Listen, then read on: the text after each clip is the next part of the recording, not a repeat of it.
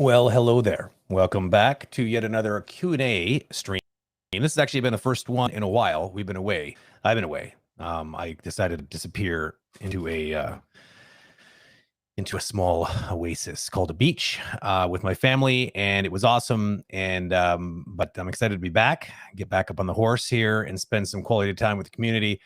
And yeah, I mean, we've got a bunch of questions piling up in the backlog. Of course, that's sort of par for the course at this point. And then yeah, I'm curious to see what everyone has been maybe if any crazy questions might have came out of nowhere over the last couple of weeks. Seeing that you haven't had an outlet to put them somewhere. So let's get David in here and get started. David. Hey, Brent. Hello. What happened? Happened to the hair? Yeah. Sometimes it just decides to go away. That's my first question of this Q&A. Yeah. Yes. The audience deserves to know what happened. Yeah. It was time. I usually kind of just once it starts getting sloppy and annoying, I just shave it all off, and then it feels so good. And then eventually that day comes around again, and next, a couple months from now, and it all happens all over again. It's sort of like the circle of life with regards to my hair. All right. Question number 2. How's your eyes going? You know what? I had a breakthrough moment. It still looks like a disaster, but believe it or not, last night it stopped hurting when I blinked, which is a big step in the right direction. It's actually kind of reduced a little bit in size, so I think it's finally starting to go F itself and go somewhere else. So what? You just didn't blink for 3 weeks, and then you blinked once, and you're that was the issue? No, I was just like, ouch, ouch, ouch. Ouch, ouch, ouch. It was just hurt every single time I did it. Yeah, good times. But yeah, no, I think that we're seeing the end of the light at the end of the tunnel for my eye. Quite literally, because now I can see a bit better with my eye. It's not half shut, which is kind of a big bonus. All right, so we'll have the chance to dig a little bit more into the pile of questions that we have.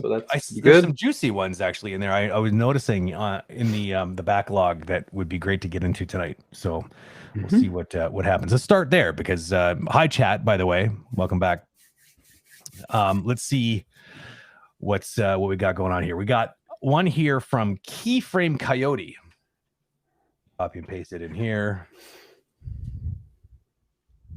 There it is. It's a good one. This kind of came up in the past, but it's nice to kind of address it again because it's very specific. I get pretty frustrated when my lead gives me feedback to change my animation, but then the director gives me a note that reflects my original animation in the first place. How can I not let this bother me so much when it makes me feel that the director might think I'm an incompetent animator, and I resent and don't trust my lead? Can I bring this up in any way, or do I keep quiet, do my job, and find a new studio? I would challenge any senior animator to say that they never went through that experience ever. I often have the very rough, not scientific math that, if you're extremely good at what you're doing, especially in a subjective, environment with creativity, you might be right 80% of the time. So imagine all the decisions that every director and every lead have to do on a daily basis. There's a lot of time that your lead is going to think one direction, and it just happened that it's not the direction that the director would have preferred you to go, and you actually had you were already going in that direction. So it's a very classic situation. So that's so yeah, let's dive into it.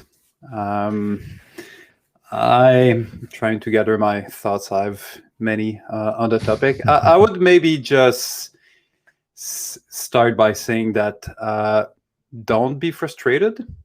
Or if you are, try to do a good job at not showing that you are frustrated.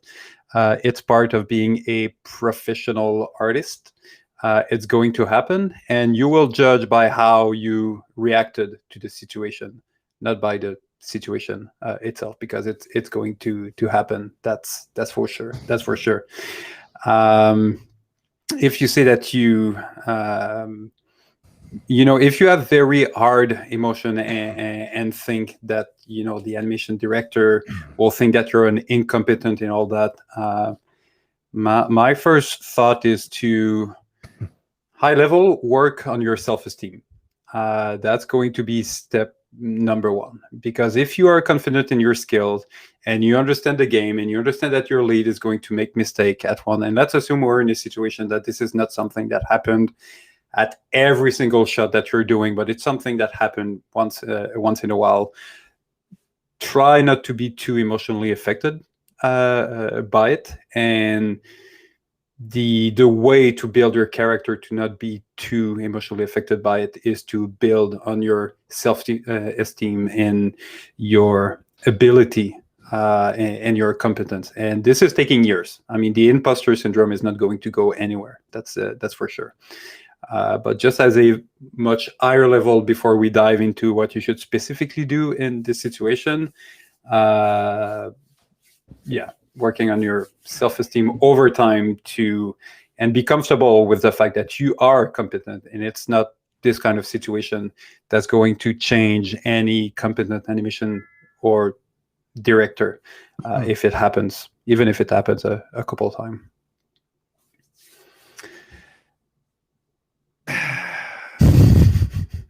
So David is right. This is inevitable. This is going to happen. There is literally no avoiding it. It may not happen on your current job, but it damn well probably will happen on some future job. It's just the way it is. My biggest, it's an impossible scenario. It's impossible because you're dealing with two different individuals, both of which have absolutely some authority over you. So it's kind of a bit of a problem. It's like your mom comes to you and tells you to do something. Your dad comes to you separately, tells you to do something. They both expect you to do a thing, but those two things are incompatible with one another. Now what do you do? Well, my biggest advice to you, my friends, is to teach them to make sure that they don't go to you separately. What you need to try to do is insist whenever possible that the other person, so it's easy when it's the lead, because the lead is typically going to be the one's going to give you the feedback. The animation director should never be going directly to you. It's offside, as far as I'm concerned. Now, it's a little hard to blow the whistle and then have them listen, because maybe they like being offside. So that's a bit of a difficult situation. If it's a habit, you need to talk to your lead, because the lead's not going to want that anyways. It's not good for the lead. It's not good for you. It's not good for anybody. So you need to be delicate. You need to be, like David said, don't take it personally and try to be constructive with this and try to change. Because here's the thing, you might, even if you somehow dodge the first time it happens, if it happened once, it's going to happen again. That I can damn well assure you. It's about personality, and it's about a broken workflow, and it's about people like not necessarily having, the discipline to do it the right way, which is to make sure that people don't go around everybody. It's a broken telephone game, and it's not fun. It's funny, Brent, that you interpreted that it was a situation where the lead would give a comment and the animation director would arrive and give another one. I was under the assumption that it would be like your lead during dailies or whatever would provide you a note, and then you go in reviews with everyone and the animation director, and then the animation director in front of everyone would provide a feedback that is different than what the lead provided. True. And if I understand the situation properly, the lead didn't do the right thing, which would be to acknowledge in front of everyone, actually, I'm sorry, it was my direction. Yes. The initial version is exactly what 100%. You wanted, so we're going to go back to it. I'm assuming it's under this situation. Yeah. Well, you're assuming this because you and I have a common friend who this happened to, which I think is probably why you're immediately interpreting it that way. Well, I mean, we probably all have a friend, including ourselves. But anyways, I think actually it's more to your point that animation director usually don't come directly to you to give feedback. They are going to give feedback in dailies or weeklies in front of everyone. I think that's the way. It's the reason of my assumption. Yeah, exactly. That's the way it's supposed to. But I've seen it happen. I've definitely seen it happen before where that doesn't happen. I've seen animation directors. I've seen everybody. I see like producers come in like, hey, I think it would be great if you did this. And it's like, So, okay. So if that's the case, like, so that my answer to my answer stands if it's that scenario, if I interpreted it correctly. The funny thing is you can interpret this lots of different ways because they all are true. You can find they all happen. They all happen. The idea being that at the end of the day, there's conflict there's disparities between the actual feedback. So the one that having now you brought my brain to kind of a bit more of along the lines of what you were thinking. I think that's probably a more common problem, because at that point it's kind of tricky, because you'd be like, oh, I pitched an idea to my lead didn't like it, and then I go along with the lead's direction, and then I end up in dailies and I get my ass handed to me by the director, because the director's like, this is a really fucking terrible shot, it should have been like this, and then you're just like, I can't believe this, that's exactly what I had. Why am I here? So this is 100% an extremely common scenario, and that's a tough one. I do agree with David. Unfortunately, if in that scenario the lead is offside, because the lead 100% has to take responsibility in some way. They have to, because they can't, though they will not save face in front of you or the team, and it's going to become very difficult for them. I got some good news for you though. It's being done in front of everybody, and so what that means is, I think, if you, and this is going to be very, I don't know I should even say this, but you need to, I think in situations like this, I think it's best to try to be constructive. It's going to happen. Find a way of putting yourself in a situation where people know it's happening to you. Not because you're going to go and complain, but like, maybe talk a little bit about your idea and pitch it, and like, maybe pitch it in a group. Like, make sure that it's because if it becomes just you in the corner and the only one who knows is your lead, and then you end up being embarrassed in the meeting, and the lead just doesn't say anything. They don't even mention it the next time you sit down together, like as if they'd even notice. It's like, that's going to become a problem for you over time, I think, for sure. So you're gonna, I think in that case, you can try to find a way of making it so it's not just the two of you, maybe, or maybe you're gonna have to have a conversation with your lead, obviously. I agree. At this point, if it's a situation where your lead didn't, back you in the dailies, even if you don't trust your lead, he's your lead, and again, you're a professional artist. You are paid to do the work, so you have to do the proper thing. You have to take your courage, or if it's not courage, just you need to go and talk to your lead. Say, well, okay, we're both in agreement that this happened. I'd like to gain your trust, so maybe next time I'm allowed to show what I wanted to present. And try to work on that relationship. And maybe it can be to a point of a very direct question.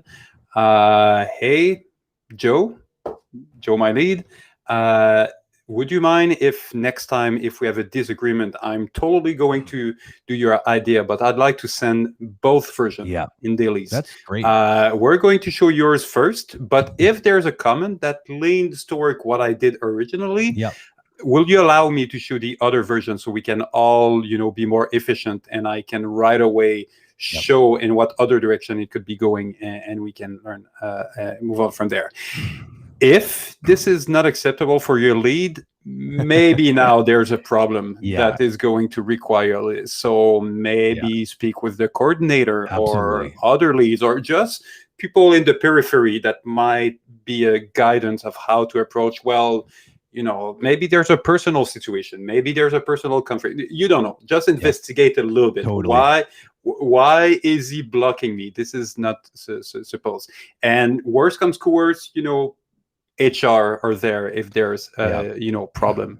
But I would say to go over him and talk directly to the admission director is the last thing that you want to do. Don't do that. That move. Because all you're doing is you're declaring war at that point. Because there's a good chance that the lead of yours has probably got a bit of an ego problem. There's a very good chance. And that's assuming that after you've talked to him, like David just said, and you offer this amazing, like, silver platter solution, because there's literally no reason for that person to say no. Because here's the thing. the onus is on you. You're now willing to do twice the amount of work just to prove a point and to save face in the meeting and be like, look, okay, I think we go either way here. We'll show yours first. If the director likes it, that's where we're going to go. But at least allow me a chance to have plan B, because it makes us both look good. And I think this is key. I think you need to frame it in a way that it's not about you versus your lead. It's not about you not trusting your lead. It's about how can the two of you be a better team together and both look good in front of the director, because both of you want that. That's one thing that you both have in common. So you need to find a way of leveraging that. So you kind of unpersonalize it in some way. But if they don't want to cooperate because they're just too much of a control freak / egomaniac / like I shouldn't be in this job, then you are absolutely going to have to be very, very careful do not turn it into a political war. That is a bad move, because they've got friends. They didn't get there by accident, and they probably have been there a little longer than you, and they might make your life very miserable. So you better, if you're going to go to war, that's your choice, but you better be willing to start looking for a new job at the same time. Yeah.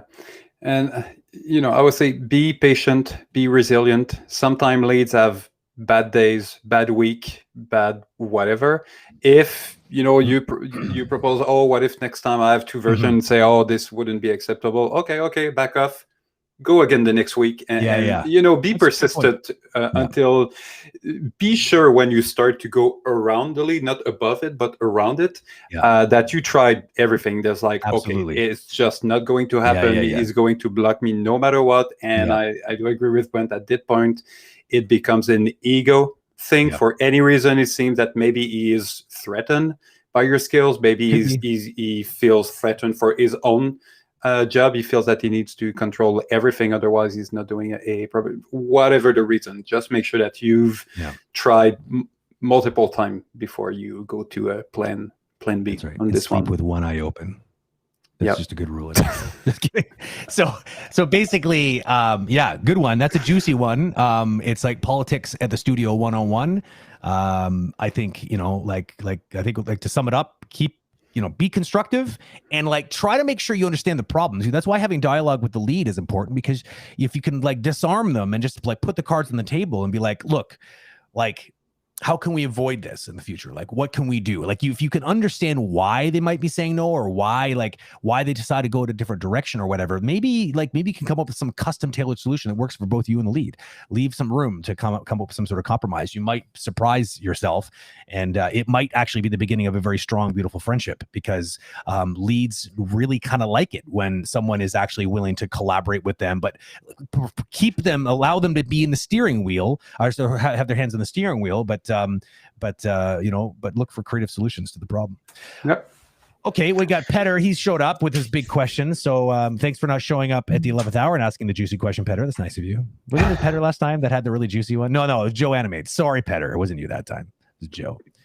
What was it? What was the question again? It was awesome. It was was it to us, or was during a it wasn't a QA. It was a conversation with, and it was just some question that he dropped at the very end. Appeal. That's right. It was essentially, what was our opinion on what makes an animation appealing, as per 12 animation principles. That's why I don't remember. It was past 11. Yeah, that's it. David's brain stopped working at that time, so he has no recollection of that event. So, okay, Petter, I'm not gonna read yours. I'm just gonna roll the dice and see what happens. What could possibly go wrong? Question: what do you think about tracking software being introduced to work from home environments? Oh man, Petter. Petter. We're not going to jump the shark completely and just ask about being microchipped, or maybe you're assuming that the software that they're using is microchipped based. I don't know. When your mouse / keyboard clicks are being monitored and stuff, do you know studios that do this? The first time I've ever heard about this, and to this day, I don't know for sure any studio that actually did it, but it was for a studio that will remain nameless, and it was that was 20 years ago. It was in 2001, 2002, and it was obviously on site and production that might had some control freak issues. I wanted to calculate the number of click of every artist to monitor their efficiency. Just take a second and let this sink in. Yeah. Just to So the level of scientific. insanity of Yeah. well, obviously, if you do more clicks, it means that you're better at your job. So anyway, just to say that monitoring people, whether they are from home or on site, is nothing new. Monitoring how many hours of YouTube and Netflix and all that, but at the end of the day, are you delivering or not? I mean, even for myself, I had a process with animation that when I started to develop my idea, I couldn't listen to anything. I was 100% focused. And then when I start my blocking, I could listen to some music, but no lyrics. It was too much. And then as I progressed, I started to have lyrics. And when I was to the point of polishing, it was so autopilot that it was too boring. I needed to have like a documentary or something on the side just to occupy my brain just enough for all those days to just grind through all the polishing that I had to do without being constantly distracted and go to the coffee machine in the or there. So there's no direct correlation between what happens on your computer or the number of click or the only thing is you have deadline, you have weekly quota, you have quality expectation. Do you deliver or not? If when I was supervising, I didn't care if someone was working 22 hours or 48. It was just, if you're amazing, you're fast and you're good, fine. I'm not going to penalize you and ask you to work twice in terms of volume than the others. It's just that, well, good on you. You spend many years to develop your skills, and you can go home earlier, and that's it. Your reward is you actually get some free time now. So good. There's a pretty good incentive for someone to work efficiently, right? Yeah. So anyway, I don't know personally any studio that actually did it. I don't know if when working from home, I know that there was a fear in the beginning. Oh, people are working from home. But, statistically, it has a neglectable effect. If anything, people are even more efficient when they're working, especially if they have flexible hours that when they're really in the zone and in the mood, they can continue to work for. And when they're just distracted and don't feel like who's there to see you in front of a computer doing nothing? No one. So just go take a walk, do something else, and come back when you're going to be productive. So. Totally agree. Yeah, I don't know. I've heard stories. I don't know. I have no proof of. Well, I mean, there have been since the beginning of the pandemic. I haven't heard any official stories, or I have no proof of anybody doing this. But I have heard stories, but I have no proof. But yeah, I'm for sure it's a thing. For sure, I'm sure it's an even bigger thing in big corporations that are not creative. But it's like David said. It's like I think that the people it must be difficult being that person, this person that David was talking about, because they're obviously a very paranoid individual and they're focusing their energy in the wrong place. I find it sad that producers or productive or production oriented people seem to totally have no idea how to make people productive. It's like they have old school ways. It's like the whip and the carrot. That's all they got to work with, or the stick and the carrot. They don't know. They have no concept of anything else because they kind of come from a very old school way of thinking. But yeah, those, like I was saying before, this is something I've said many times before, and I'll keep saying it. There are many dinosaurs living among us right now, and many of them are about to go extinct because the rules have changed, and the companies they're able to pivot and figure this out and create a healthy and a flexible environment for the artists are the ones that are good. Everyone's going to work. Those are the studios that people are going to want to work at, and the other ones are just going to suffer to find good people. End of story. Yeah. So I would say for me, the only moment it would be maybe acceptable for a studio to do that is if they notice that someone is way less productive than they should be. They had multiple, warning and all that. And at some point they're like, okay, we need to, he's working on we pay him for 40 hours a week. He's not even delivering half of what his lead and coworkers have suspicion. Let's see, the amount of hours of activity that there is in a computer. And if they realize that, okay, during the week, my eyes open for 16 and a half hours, then it might be part of different information that would build a case to let this person go, because clearly that person is not satisfied with the work that they have to do, to the point of not even working for the hours that they're paid off. But just to do this at scale, to monitor if people are working in general, it's for me, it's just a waste of time. It makes no sense. Exactly. I have a comment here that I think is worth mentioning here. I have a friend, I think, who had a job where their webcam would take a picture every now and then to make sure that they were at workstation and their screen was recorded. I'm very hopeful that this is actually something that was happening at the workplace, because I'm pretty confident that that would be a breach of privacy for anybody to be taking pictures of anyone at home, even if they're working from home. So I'm very, very hopeful that this is not related to pandemic and working from home. Yeah, I personally believe in karma. I mean, when you have a studio, you're trying to build a culture which is going to bring the top talent, which is going to allow you to produce quality work, which is going to let you get better project to work on.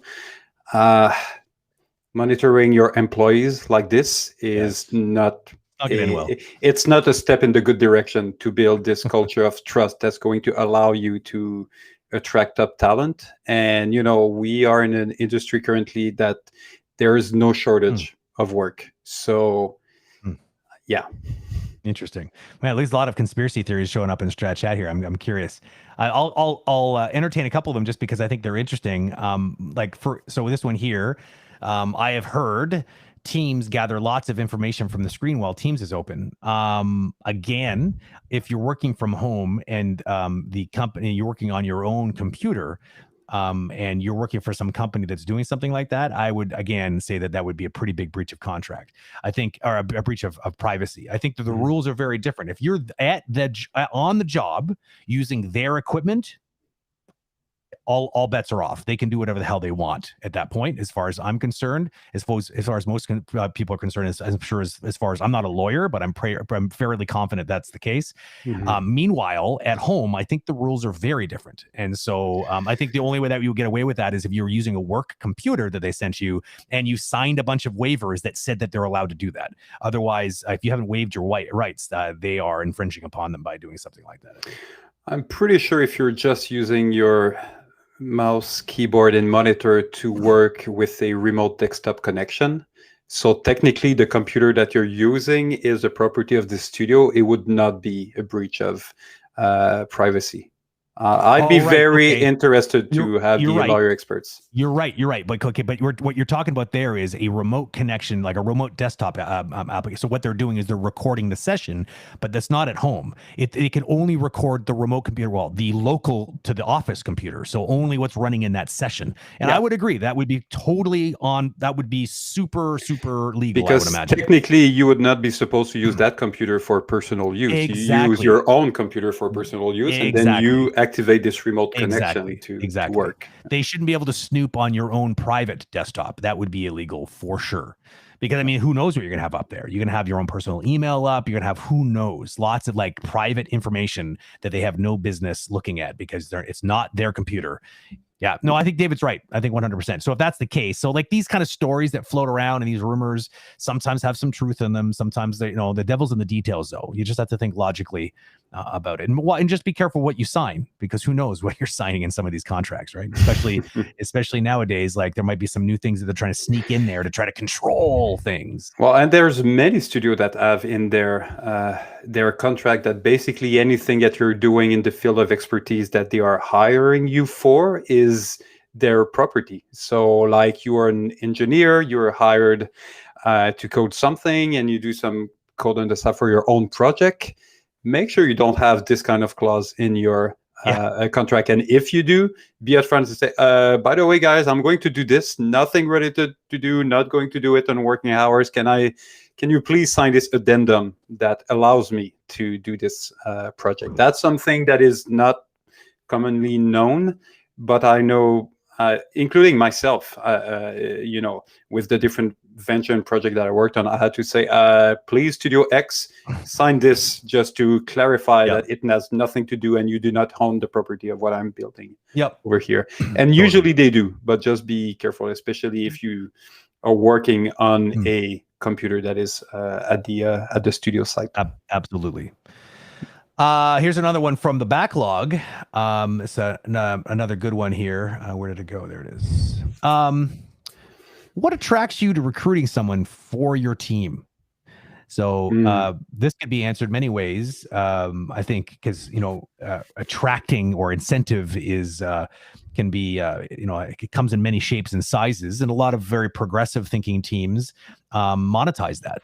There's a lot of the last companies. I mean, Agora does this. As a matter of fact, Agora Studio it allows their members to help recruit better, more members, because obviously the more the merrier, and you can cut down on recruiting costs a lot. You know what I mean? Like, and these bonuses are, like, depending on the company, are anywhere from like a few $100s all the way up to multiple thousands of dollars. Depends on the company you're working for. Because if you think about it, think of how many hours a recruiter would have to put in to like not only find but also get someone interested, get through the interview process. Like, after it all said and done, there's hours and hours put in there. So, like, it's for them, it's like $1,000 to like throw someone for doing all that work for them is a pretty good deal. So that's one way of doing it. That's one way to be attracted. You can always get my attention with money. I'm a bit of a mercenary. What about you? It's funny. Again, I saw the question a little bit differently. Well, that's why there's two of us, David. I saw it in the sense that what are you looking for into someone that you're going to recruit to your team? So let's explore this other angle. So it could be when you're interviewing, or someone that is already in the studio. When in the beginning of the project, you put all the cards on the table and you're deciding, okay, who do I want on my team? I'd say going with this angle, for me, probably in order of priority, the first one would be how much fun does it looks like we're going to have with this person. And when I say fun, I generalize a lot, but mainly I don't want anyone that's going to complain constantly. I don't want someone that's going to be a bad influence. I don't want someone that's going to talk down to people around. I want someone overall that's going to bring fun and joy and motivation and inspiration on the team. So just someone that I feel like, at the end of the day, I want to go and have a beer with this person because, work is just one of the many aspects of life. And although we all have a job to do, we are attracted to work with people that we're going to have fun with.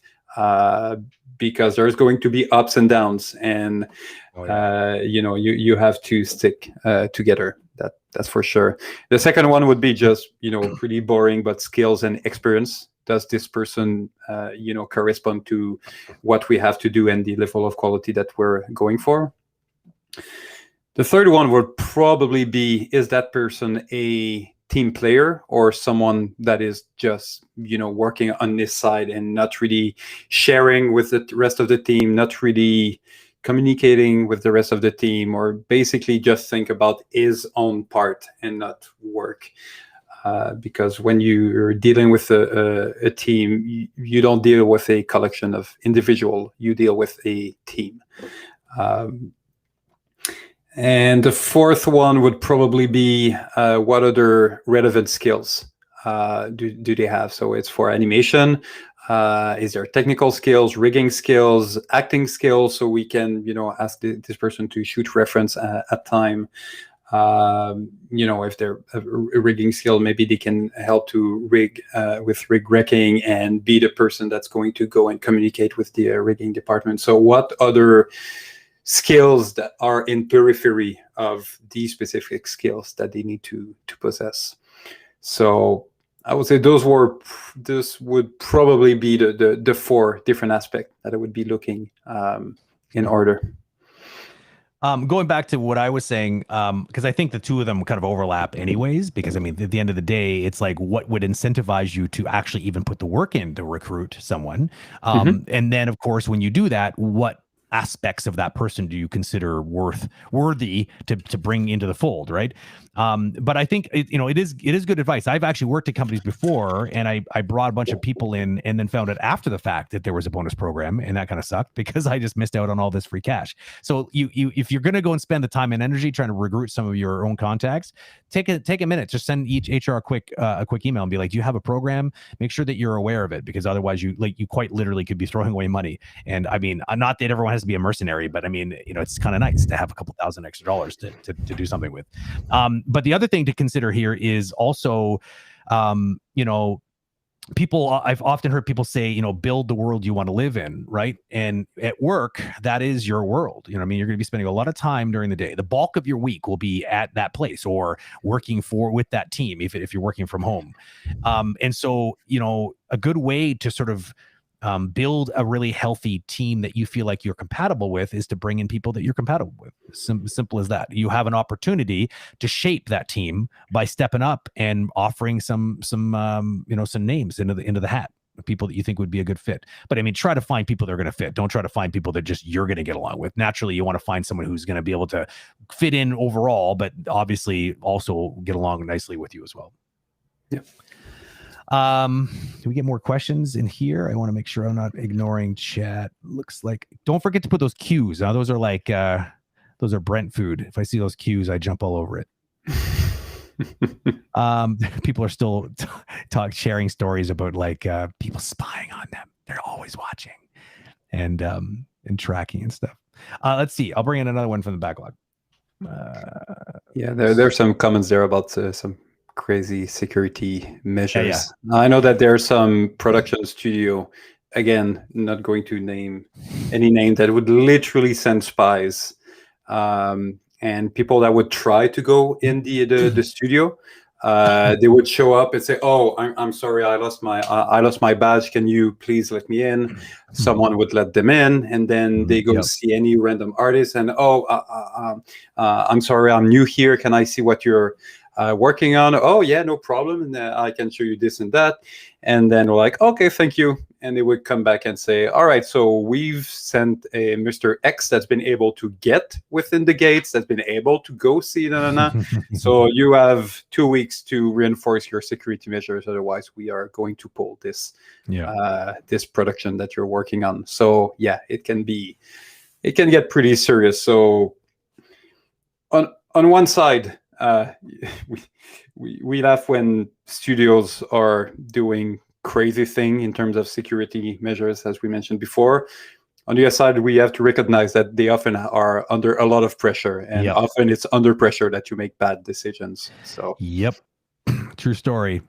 I think I told the story about when I was working at Ubisoft on Avatar, how we all had like completely different computers that were off the grid. You had like 2 sets of computers. There was like one for the job that was on its own little private network, and then there was one that was connected to the rest of the Ubisoft network as well as the internet.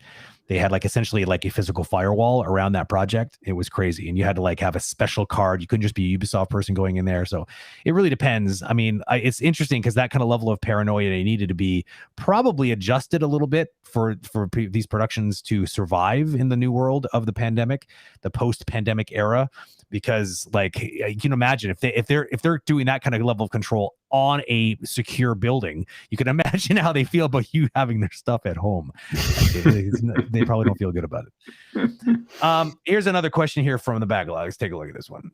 After that, we just had one from chat. But there was not a little cue, so you might have I'm missed ignoring it. I'm ignoring it. You didn't put a cue. Didn't listen. Sorry. Just kidding. I'll remember. But honestly, put the cue. It's just easier to find them. What is the most overlooked part of animation that animators should focus on more? For me, if we have to choose one, let's go with one each. I'm probably going to steal yours, so that's why I decided to go first. It's preparation.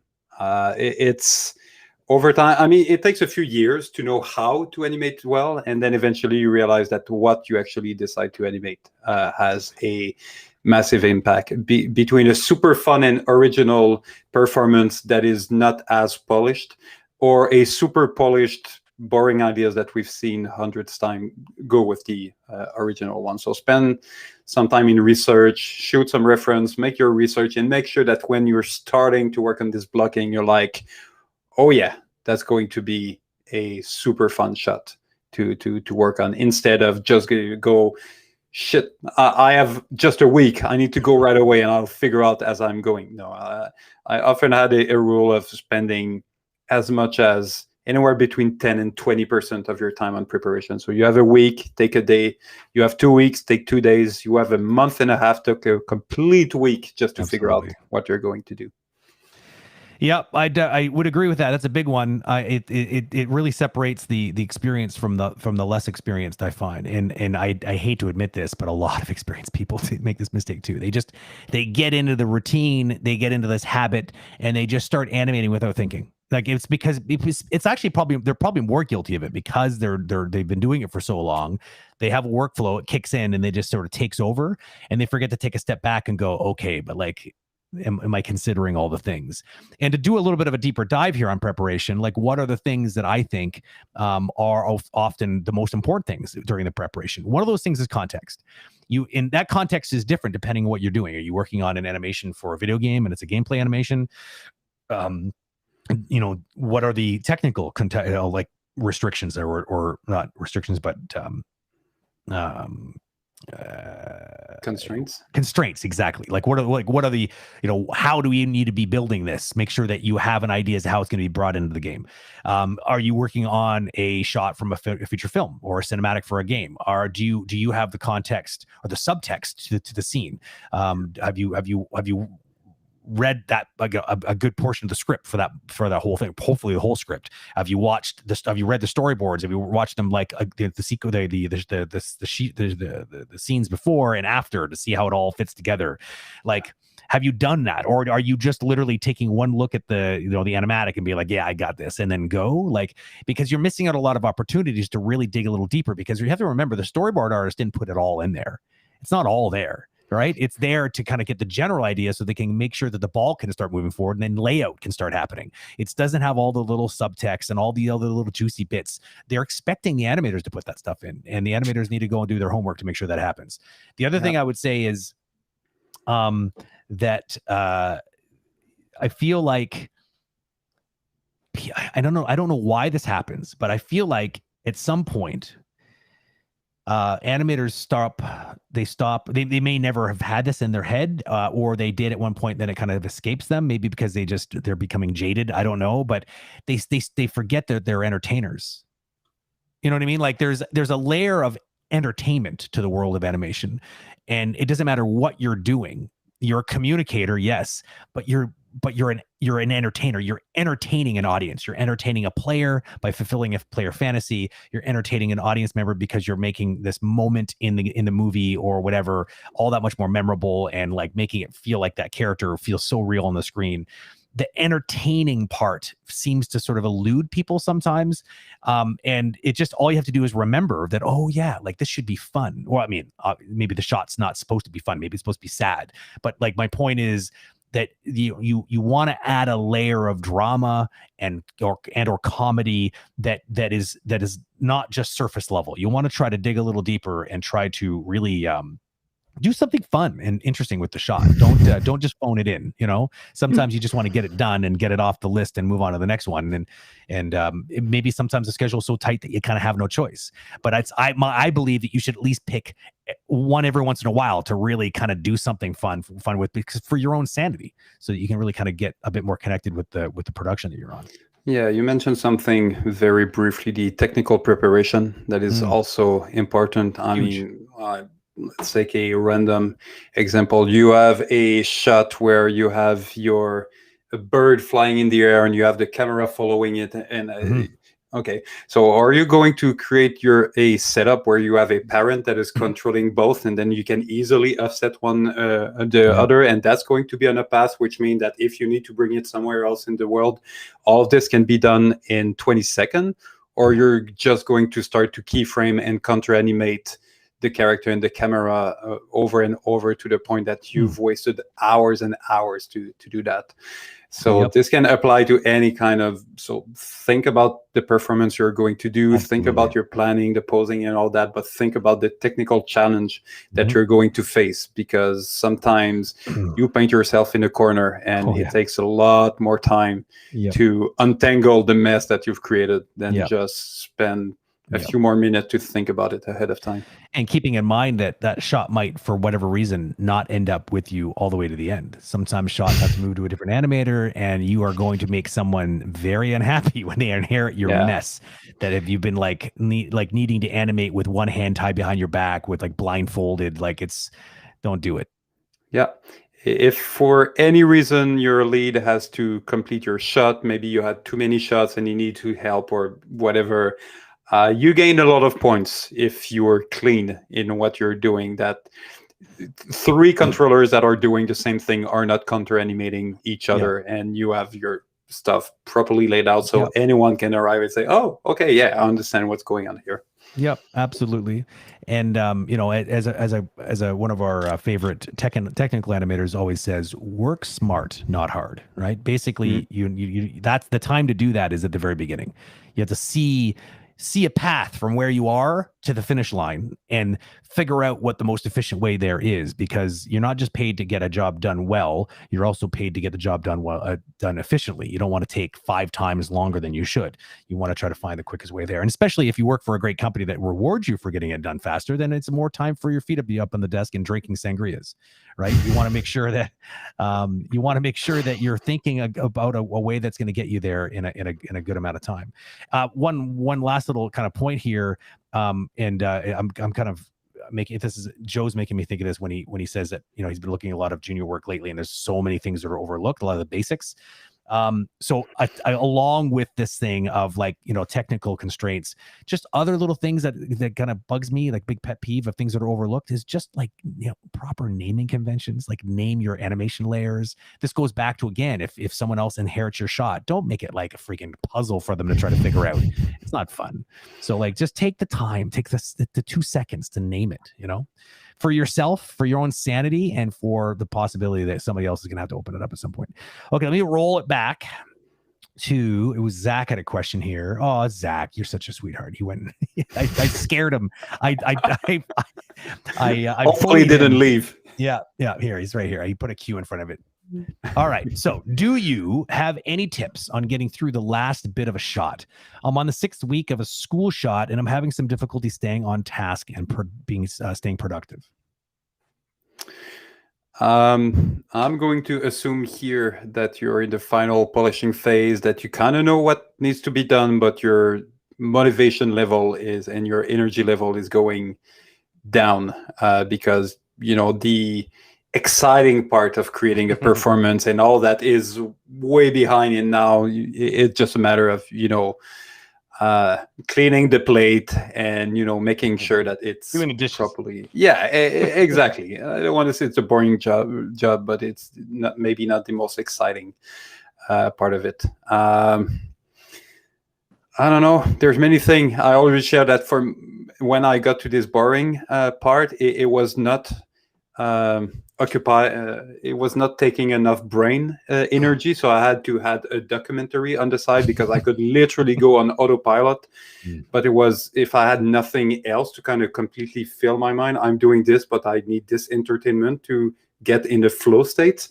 That was a moment when I was just procrastinating and go to talk with some friends and go get a coffee and go for a walk and come back in. And this is touching maybe a more interesting topic, which is, you know, getting into a flow state, which is this part that you're completely immersed in what you're doing. Like, the surrounding is, you know, dissipating, time is slowing down, and you're just focused on what you're doing. This requires to have a very narrow your brain needs to not be underutilized, because if so, you're bored, and not overflowing with too much to do, because then there's just too much and you start to stress. It needs to be just at the right level of, I know what I'm doing, I'm able to enjoy it, but at the same time, if it gets boring, either it's music or podcast or audiobook or anything else that's just going to allow me to grind through the work. It definitely helps to separate, okay, I'm just going to visually isolate the right hand and not just the left hand. And I'll just so basically you're polishing in a layered approach of, okay, justice. And you allow your brain just to focus on those small steps, because at the end of the day, you're going to get there. It's just, you need the motivation to put one foot in front of the other for X amount of time until you're getting there. And everyone has different tricks to get there. I think for me, it's a very personal thing. There's a reason that you feel the way that you do, and I think you need to get to the bottom of why. Are you disillusioned by the shot? Maybe you're not interested in the shot because it's not working anymore. Maybe you missed something. Maybe it's not. Maybe the magic's not there. Take a step back, and I think taking a break, like David's saying, is really critical for that. You can't just sit there for like 12 hours grinding on a shot and expect you to still have fresh perspective. You need to go work on another shot for a while, block out another one, let that one sit on the back burner for a while, and then come back to it with some fresh eyes, because those fresh eyes might be invigorated with like having, it's like, like people say that, distance makes the heart grow fonder. It's the same thing with the shot. Often it's like you need to just take a break and then come back to it. It could be that you just don't know. Maybe you're going in circles because you don't know. It's maybe there's something that's you're struggling with, but you just, so at that point, get someone else to look at it. Get a peer to give you some advice, like what's working, what's not working. Like maybe all you need is some food to sink your teeth into. Maybe you're just going on in circles because you just don't know. You lost your way because you just don't know what you feel like it needs to be better, but you don't know where to spend the time. So I could go on for hours as to like the number of reasons why you might feel bored with the shot at the end. And the reason why I say this is, and I know everyone's different, you know what I mean? Like some people, like David, he's definitely a blocking kind of guy. He for sure strikes me as the guy who he gets excited by the idea of the shot and like putting it in there in a point where it's like, oh, it works. He sees it in his head and he's done. He wants to move on to the next one, right? It's just unfortunate reality. He needs to get it to cross the finish line, and all that stuff is just doing the work. It's not really, but he's probably on autopilot because he already sees it in his head. He just has to put the time in. I don't know if that's exactly how you are, David, but basically how you described it earlier made me feel like that's probably the way you are. There are people like that. I would say once I'm past blocking and now I know exactly that even the spline, right? And you get to the polish, it gets almost too easy and boring. Exactly. I was like this in high school. I had a hard time paying attention in a lot of classes because if as soon as and I'm not trying to say I'm some sort of smart guy, like it just, if I understood it, once I understood the concept, I start to lose interest in it because it's like, okay, let's move on to something new, fresh. My brain is hungry for new problems to solve. And so I was, it unfortunately fueled my procrastination because I could go on for hours how I really don't like the way that the classical school system works, because I don't think it really works for the way, there's alternative schools that I really kind of wish I had a chance to go to. Montessori schools, for instance, they really are, they became quite popular for trying to disrupt this kind of problem. But anyways, I digress. The point is everyone's different. So make sure that it's not just a personality thing. Maybe it's an actual problem with the shot thing. I think is all I'm really saying there, because you want to make sure that you address that. Yeah. Okay. We got probably one. You got time? You got energy for another one? We have 4 minutes left. Sure. We have another one from Petter. Petter again. Okay. He's Petter. He's like he's on fire. He's been away for a while, so he's been storing it all up. Just blindly throw it in. Yeah. I'm just doing it. I'm not even reading it. It's crazy. Have you? God, I don't know how to read. That's my problem. Have you ever not been properly credited at the end of a project? Oh, God. Why do you always have the juicy ones? What are some reasons people don't get credited at the end of games, even though they've spent several years on the project? I've heard stories. Oh, man. I have a good personal one. It's just I like that it ends with I've heard stories. Yeah. There are so many. Video game industry is particularly guilty of this. Particularly guilty of this. I don't know why. I really feel like they have a very weird, and I'm going to call it petty. I'm going to go right ahead and say it's petty because it is petty. If you don't complete the project, you often get relegated as just a special thanks at the end. It doesn't matter if you spent almost all of the time, like 3-4 years on it, and then you just didn't stay for ship. There's this sort of ship culture. It's like if you didn't stick around to ship, then you weren't here at all. And there's this weird thing that happens. I don't like it. It's not right at all because there's lots of reasons why people might need to leave. One of them could be toxic relationships with coworkers. Some of it could be like they had to move away to be with their family that was sick. There's like a million reasons. And so I just find it really kind of bro culture, this idea of like, you had to be there at that day and, ship together and bleed with us that day for you to really get full. I'm clearly jaded, as you can see. But I don't know why. I think anybody who contributes time and energy should be properly accredited. Like, I don't know why it's a thing, but it is. Yeah. I might have a more nuanced opinion on it. I think that over the first project that you work on, you have your name at the end of the credits. It's amazing. You made it. The second one, the third one is great. After a couple, you stop caring. It doesn't matter anymore. I do agree. I mean, you still can put this production in your IMDb or in your CV or in your LinkedIn and in your show reel. And those are the places where it really matters. I agree. Sure, it's great to take a screenshot of the end credits when the movie is out and share it on Facebook and have your 8 minutes of fame. Sure. And someone somewhere either decided or just forgot, and you don't have this 5 minutes. It sucks. Get over it. It really isn't the end of the day. Why does it happen? Brent provided great explanation. Sometimes if you don't finish the project. But I would say that usually the way it works is there's a coordinator or a project manager or someone in HR that is in charge to provide the list of credits. And they do it at the end.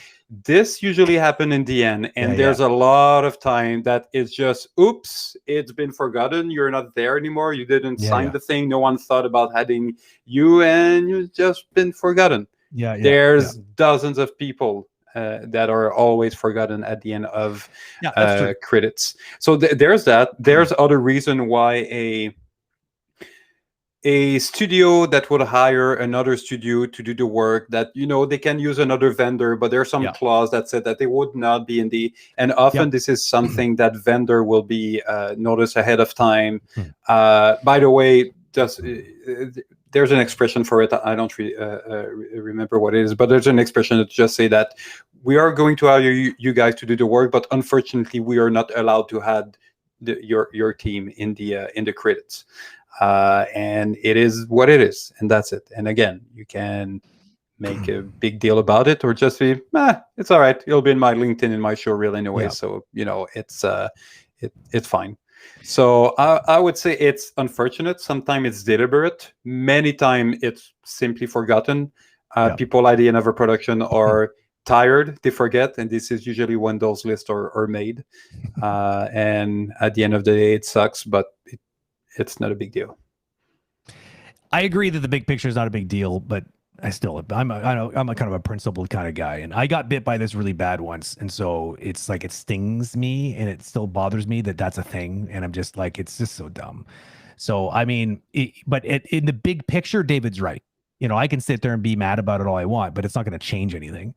I know what I did. I know what my contributions are, and the people that were around me at that time, they know. And so, I mean, at the end of the day, it's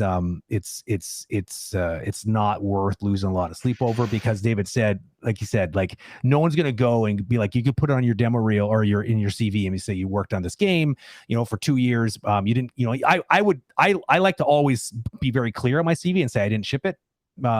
Because I know that that's the mentality of a lot of game companies, that's important. And so I want to be very forthcoming with that. And, and then no one's going to go and be like, and go check the credits, like, because they know too that there's a good chance if you left before it was done and you said right there in your CV you didn't ship it, then they know that they're going to possibly not find you in the credits. It's just the way it is. And so at the end of the day, it doesn't matter. I don't get jobs because of the last, the thing I'd had that was in the credits. That's just not how it works. But but it's true though. It feels so important at the beginning. It's like you're staying at the end of the movie and taking pictures of yourself in the credits, and after the few of them, you just don't care. You put it on your freaking CV and you move on to the next project. Yeah, I would say nowadays there's so many reasons and so many places to be mad about everything. I mean, you're in charge of where you put your energy. You want to put it there. No one is going to suffer from that. If you go to the extreme of being super pissed and you call your supervisor and you make a big deal about it, you're the only one who's going to suffer from that. We have Peter here that said, I've read some conspiracies that employers use the credit as a way to keep you at work until the game goes gold. No, not the credit. It's usually the bonus. Yeah, it's usually the bonus. And again, my approach to it is, if it works, well, you're the one who decided to allow this trap to work. Because in video game studio or Notorious, there's usually 3 type of bonuses. There, did you ship on time? What is your Metacritic score, and how many copies did it sell? And usually the biggest bonus is with the how many copies did it sell, but you don't have this number before 3 or 6 months after the release of the game. By the time you have this information and you do receive your bonus, you're already way into another production that's going to promise those other bonuses. So yes, it is a cycle that totally exists. You can have your opinions. We have ours. But at the end of the day, you're still in charge of, are you going to keep this 50K bonus in 2.5 years have a big impact on if you decide to stay there or not. It's your call. No one is going to force you. Yep. I'll entertain people one day with my story. It fits in perfectly with the conspiracy of today's chat. I think it's a juicy one that people would appreciate, but it's already after 10, so I'll defer this one to another stream. Petter, you'll have to remind me to talk about it, but it's a good one. And Brent, or you're going to do this? Do what? I will. I totally do it. You're going to tease everyone and then just don't tell it. You have 5 minutes. I'll tell it now. I'll do the condensed version of the story if you want. I have 5 minutes. All right, let's do it. It's fun. I have a good sense of humor about it now, but at the time, I have to admit, I was pretty mad. And as you'll see, there's a reason. It's very layered, this story, which is what it wasn't just me working on a game. I worked hard, then I didn't finish, and I didn't get in the credits. It is a lot deeper than that. So basically, it was Far Cry 3. And it's funny because I actually have people to back this story up, but it doesn't really matter, because what am I going to do? Go on like national television and tell everybody the real story? Basically, Far Cry 3 was really struggling for a while. I was on it for a good 2 years, where it was sort of going in circles. They were trying to relaunch the brand because Far Cry 2, they tried to relaunch it, didn't work out so well.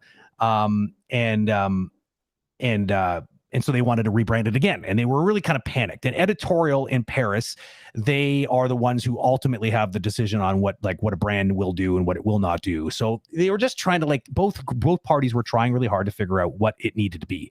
They were going back to the basics. The original Far Cry, it was zany. There was sort of this sort of bigger than life personality to it. It was almost kind of had a bit of a tongue-in-cheek humor to it. It was a little bit like they were trying to capture some of that, and all these, they were trying to figure out what was the DNA of that game and how could they relaunch it and make it more modern. And that's not easy. It's not easy to do, especially when you had a kind of a cult favorite, game that you're trying to rekindle. Just like a movie, same thing, like trying to remake the Star Wars movies. How well did that turn out? Not so well. It's a heavily nostalgic film series that it's very difficult to recreate. So basically, there was a time in there where we were just sort of like trying to, in our own disciplines, try to help kind of brainstorm and try to like kickstart the engine a little bit by like just moving forward and trying things and be like, how about something like this?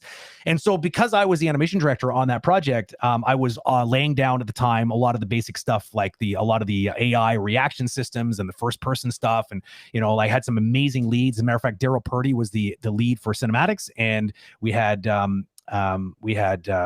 Kevin Ewan, I think it was I can't remember who exactly was the lead for gameplay or the first person stuff, but they were very good. They're very, very, they had this, they were kicking some ass. They were doing some really good work laying down those basic things, but we wanted to try some sort of character work. So we went and I went on a casting mission, and I was like, look, just give me a little budget. I'll go and find some people that we can work with just to start putting together some like little test narrative sequences. So like, yeah, okay, no problem, go. So I went, it was a Canadian only tour. I went to Montreal. Well, I didn't have to go. I was already there. Montreal, Toronto, and Vancouver. And I was looking for 3 people. I was looking for the male lead, the female co-star, and the sort of like some henchman. That was literally their name, a henchman. And we were going to do something with that. We were going to just play around with characters, do some narrative sequences, do some performance capture, and put something together, and test some new performance capture technology that the studio, the mocap studio at Ubisoft was playing around with. And so I wanted this little cast. I found some pretty cool people, but this one person, the henchman, I couldn't find. I had the bio. They look like kind of a ripoff King Kong Bundy. They didn't look very interesting, very cookie cutter. A lot of video games are guilty of this. And so I just had a hard time finding somebody interesting. But I did find somebody really actually quite interesting. Didn't fit the bio at all. And I went back to the creative director. I said, I got some good news. I got bad news. The good news is I did not find this person. This person does not exist on my tour. Not anybody worth hiring. But there's something I need you to see. And I have a crazy plan, but I want you to see this first. So he watches it, and it blew his mind. This was the first time I was ever in a cast, like in an audition, where I was actually physically uncomfortable. Like I was nervous for my own life. It was a very, very unstable, unhinged audition. This person brought something volatile, and I was hypnotized by it. And I was like, I think this should be our guy. I think it should be our guy. I think we should redesign the character around this guy, and we should just own it and like just make it about this guy, because I'm telling you, there's something here that I've never seen in a video game before. Creative director completely agreed. He's like, all right, but good luck making it happen, because they've already started modeling the character. And I'm like, okay, well, here we go. I went to the art director. Totally, it was an easy sell for them. And it was just like, they're like, look, go talk to the production team and get them to give you some time, because they sent me to the wolves, and I needed to get people like to be able to buy into this. So it was not easy. And this is the part that pisses me off. It was like nothing but pure resistance from the production side, because they're like, but Brent, the character's already modeled. I know it's already modeled, but you've modeled a vanilla milkshake, and I found you a freaking like a rainbow sherbet milkshake with marshmallows and like a unicorn sculpture on top. Like, I mean, are you kidding me? We can't just like pass a blind eye to that. I eventually fought in one after a lot of fighting, and I got some FaceTime with the concept artist, Bruno, and they started making some really amazing progress on it. We actually ended up hiring this guy, and we started doing some pretty cool tests, and it was amazing, and it just caught fire. It was around that time, though, right after those tests that had sort of set up, that I left. And I left this project in very capable hands. Daryl Purdy, who was the cinematic director at the time, he ended up stepping up and just being the animation director, and he killed it. He literally, I mean, I didn't do anything that ended up in the production on the cinematic side. It was all him working with this individual. But the problem is, the thing that pisses me off is that Ubisoft completely wrote me out of the history books. As a matter of fact, they did some behind the scenes, and they had somebody else. It wasn't Daryl even. I could have handled it if it was Daryl, but it was some other random person that neither one of us had ever met, that was taking credit for being this mastermind that would literally taking the words right out of my mouth. Like, you know what? Why don't we just go and make, this is crazy, I know, but why don't we just go and make this character like about that actor? You know what I mean? And you know, this was, no one liked it except for the other directors. And so the fact that I got written out of the history books really to this day really pisses me off. And yes, it was Michael Mondo, and it was the Voss character. He actually ended up phoning me repeatedly on press events because he kept going, Brent, this is really awkward. I'm in a press interview again. And because it was a pretty hot topic after the game came out, and it kind of exploded. And I'm now sitting next to somebody and the cameras are rolling and someone is telling the story that was you and our story. And I've never met this person before. Like, what do I do? I'm like, dude, honestly, just enjoy it. Enjoy it. It doesn't matter. Just pretend it's me. And like, honestly, have fun storming the castle, dude. So there you go. There's my story. So these things do happen. That's I'm amazing. not gonna lie to you, but it is pretty rare to get that level of screwed over. But at the directorial level, it's a bit different too, because what they want to do is they want to give props to the people who actually ship the game. And I get it. I'm the first one to admit I didn't ship that game. There's a lot of work that went into that game, but like, don't rewrite the history books. Like, it's just dumb. So there's my story. How many years ago, Brent? Yeah, it's way too many years for me to remember so many details. I think that's what you're getting at. Yeah, a lot of years ago. But thank you. Thank you for reminding me how petty and how clearly not over it I am. Oh, God. Let me tell you a story about my high school girlfriend. I'm not over her either. Let's do it. Just kidding. But that's a pretty good story. It's not bad. I do agree that there's a level of pride that you can have with just to pull up, not only to find him, but just to work the mechanism to know where to go and who to convince and all that. That's the thing. It was a brick wall. It was like I was the one that had to get it, like literally push like a tenacious little squirrel that I can be to get it to happen. And then the same people that fought the idea are the ones taking credit for it. I have issue with. I have very, very big issue with. And like, I mean, I left a bunch of the story, little things out, like that really was icing on the cake. Like, coming back afterwards and being like, hey, someone wants to interview me about some of the work that we did on performance capture in that game. And just wanted to talk about that. Like just the concept of trying to work more with rather than try to put square peg round hole, like just the epiphany that was suddenly taking the industry by storm was hire a good actor and build characters around actors, because that just makes way more sense, right? I mean, it was among the first, I don't want to say good actor, but among the first character that was like, holy shit, that stole the show of a game, and the game was marketed around a character. And there was not a lot of that before Far Cry 3. And now they're trying to literally, it's a little sad to be honest. Now they're just trying to, and I like to joke in my own mind, my own pride likes to say they just keep trying to do the same thing over and over again. But the problem is they didn't cook up the original recipe, so they don't know how to they don't know how to innovate on it. It's always the same. Just go find someone who's like unhinged and psychopathic, and then it'll work. People love that. It's like, to a certain degree, but it also gets a little repetitive in my mind. But anyways, like the Far Cry games are amazing. And I mean, I didn't even ship one. The people who work on those games are all awesome.